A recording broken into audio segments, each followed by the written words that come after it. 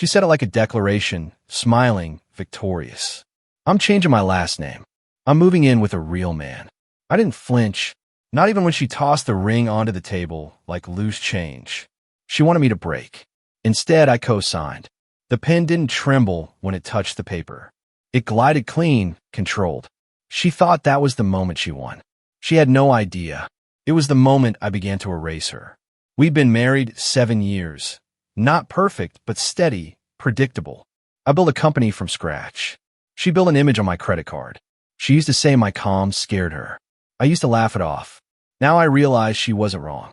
The calm wasn't peace. It was calculation. The first sign came 6 months before she left. She stopped saying we. Everything became I. I'll go to the dinner. I'll talk to him. I'll handle it. Then came the perfume. Expensive. Not her style. Then the texts. She guarded them like state secrets. I didn't confront her. I observed. Late one night, while she slept beside me, breathing soft, unbothered, I mirrored her phone to my laptop. Within minutes, the truth unfolded in digital clarity. A man named Victor, charming, gym-built, the kind who took selfies in mirrors he didn't clean. Their messages read like a script of cliché betrayal. You deserve better. He doesn't see you. I'll take care of you. She replied, you're my future.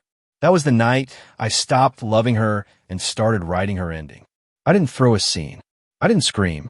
I became invisible, quiet, efficient. Over the next 2 months, I made adjustments, transferred assets, amended clauses, updated ownerships. My company, Wellington Dynamics, had started under her father's funding, a favor he called it.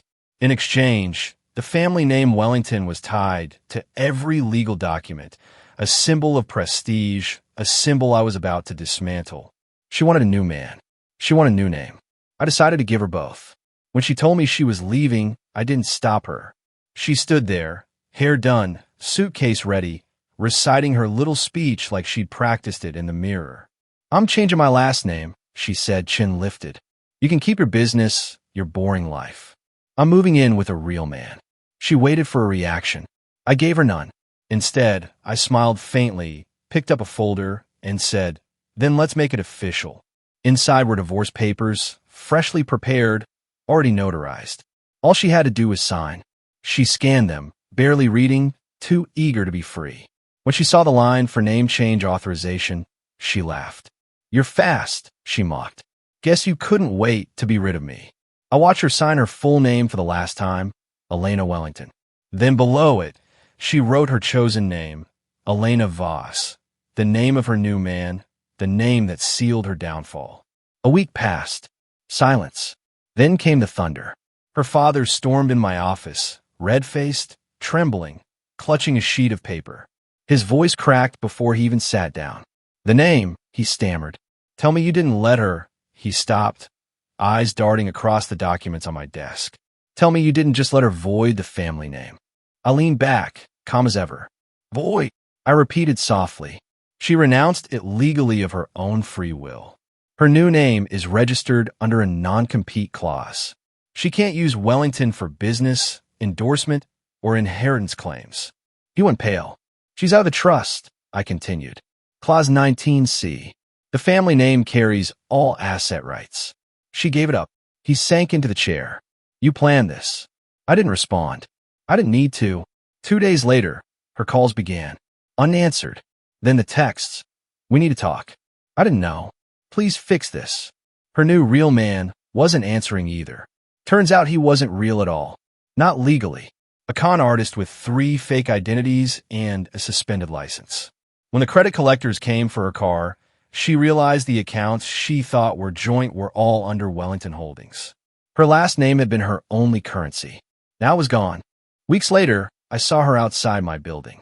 Different woman now. Hair unkempt, eyes swollen, voice shaking. You knew, she said quietly. You knew what would happen. I met her gaze. You made your choice. Tears filled her eyes.